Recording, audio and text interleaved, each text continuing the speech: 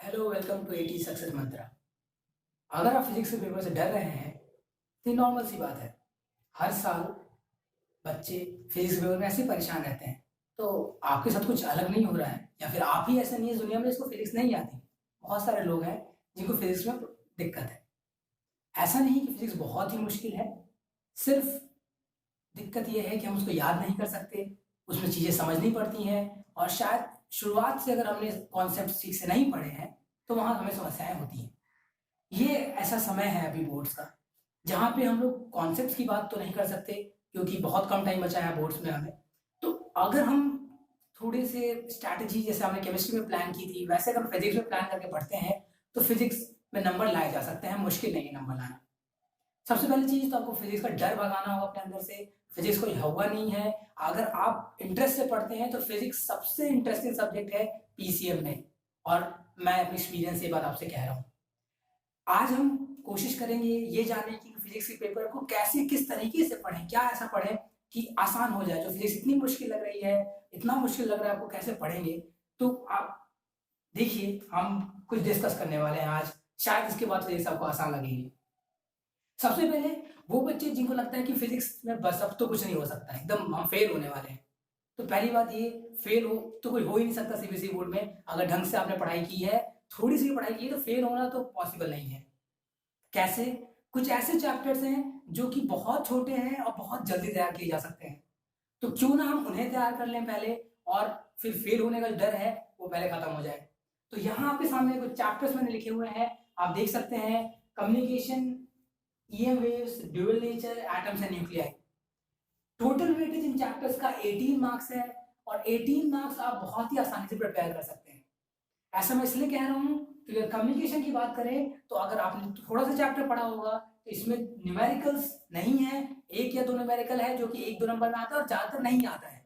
इससे जो आता है कॉन्सेप्ट वो थ्योरी वाला कॉन्सेप्ट आता है जिसमें पूछा जाता है स्काई वेव प्रोपगेशन क्या है, मोड्स ऑफ कम्युनिकेशन क्या है, इससे रिलेटेड क्वेश्चंस आते हैं। तो अगर आप कम्युनिकेशन में थोड़ा सा टाइम दे देते हैं तो मुझे लगता है कि बहुत जल्द तैयार हो सकता है और आपको नंबर आसानी से दिला सकता है। उसके बाद आते हैं ईएम वेव्स। ईएम वेव्स पूरे बुक में सबसे आसान चैप्टर है क्योंकि इसमें सिर्फ दो पार्ट हैं। एक पार्ट जिसमें हम बात करेंगे वेव्स की कितनी इक्वेशंस होती हैं उसके बारे में। तो एक ये कुछ मैं लिख रहा हूं, ये देखिए, G X UV I M R. GS UV IMR मंत्र है इलेक्ट्रोमैग्नेटिक वेव्स, ये वेव चैप्टर के लिए।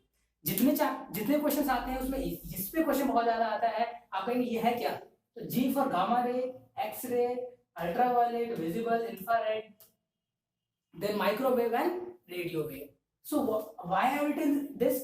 बिकॉज ये क्या है, एक ऑर्डर आपको दिख रहा है कि इसी ऑर्डर आपको याद करना है। क्वेश्चन कैसे आता है? क्वेश्चन आता है कि दो वेव्स दे दी जाएंगी या पूछा जाएगा कि कौन सी वेव की फ्रीक्वेंसी ज्यादा है, कौन सी वेव वेवलेंथ ज्यादा है। तो आपको करना क्या है, इलेक्ट्रोमैग्नेटिक वेव्स में आपको ये ऑर्डर याद करना है। जीएक्स यूवी आईएमआर, ये शॉर्ट तरीके से याद हो जाएगा और इसके बाद इसका रेंज याद करना है। फॉर एग्जाम्पल 10⁻21 टू 10⁻20 हर्ट्ज में हमने याद कर लिया। ऐसे सबका रेंज आसानी से याद हो जाता है। ध्यान ये रहे कि वेवलेंथ फ्रीक्वेंसी दोनों पूछी जा सकती है, तो आप दोनों याद नहीं करेंगे। आप या तो फ्रीक्वेंसी याद करेंगे या वेवलेंथ याद करेंगे और फिर उसका फॉर्मूला जो आपके पास है जिसमें आप जानते हैं C is equal to nu lambda, इससे आप निकाल सकते हैं वेवलेंथ। अगर वेवलेंथ याद है तो आप फ्रीक्वेंसी निकाल सकते हैं, अगर फ्रीक्वेंसी याद है तो आप वेवलेंथ निकाल सकते हैं। सो ये 3 नंबर यहाँ तैयार हो जाएगा। इसके अलावा एक पार्ट चैप्टर में और है जिसमें बात करते हैं कि इलेक्ट्रॉन वेव्स में डिस्प्लेसमेंट करंट क्या होता है। तो थ्योरी वाला कॉन्सेप्ट है, उसको आप पढ़ेंगे तो समझ में आ जाएगा, मुश्किल नहीं है। कोशिश करिए कि इसको पहले तैयार कर लीजिए, वो 3 नंबर पूरा आपका अच्छे से तैयार हो जाएगा। फिर उसके बाद आते हैं dual nature, atoms and nuclei. हाँ, ये चैप्टर मुश्किल है, लोगों को लगता है कि कैसे पढ़े। ड्यूअल नेचर एक ऐसा चैप्टर है जिसमें कॉन्सेप्ट्स हैं, सिर्फ दो कॉन्सेप्ट्स ऐसे हैं जिसको आप पढ़ना है। एक है मैटर वेव जिसमें डी ब्रॉगली हाइपोथेसिस की बात होती है, और एक है फोटोइलेक्ट्रिक इफेक्ट। इन दोनों इफेक्ट्स को आप पढ़ लेते हैं, इन दोनों इक्वेशंस को पढ़ लेते हैं। इस पे जो कॉन्सेप्चुअल क्वेश्चन जो आपको दिखते हैं उनको प्रैक्टिस कर लेते हैं, इस चैप्टर में कुछ बचता नहीं है। अगर न्यूमेरिकल जो इससे आता है वो इतना आसान आता है, फॉर्मूला बेस्ड न्यूमेरिकल होता है। बस आपको थोड़ा सा अपने माइंडसेट को चेंज करके पढ़ना पड़ेगा। याद करने की बजाय समझने की कोशिश करिए कि अगर ये ड्यूअल नेचर में डी ब्रॉगली वेवलेंथ की बात हो रही है तो क्या है।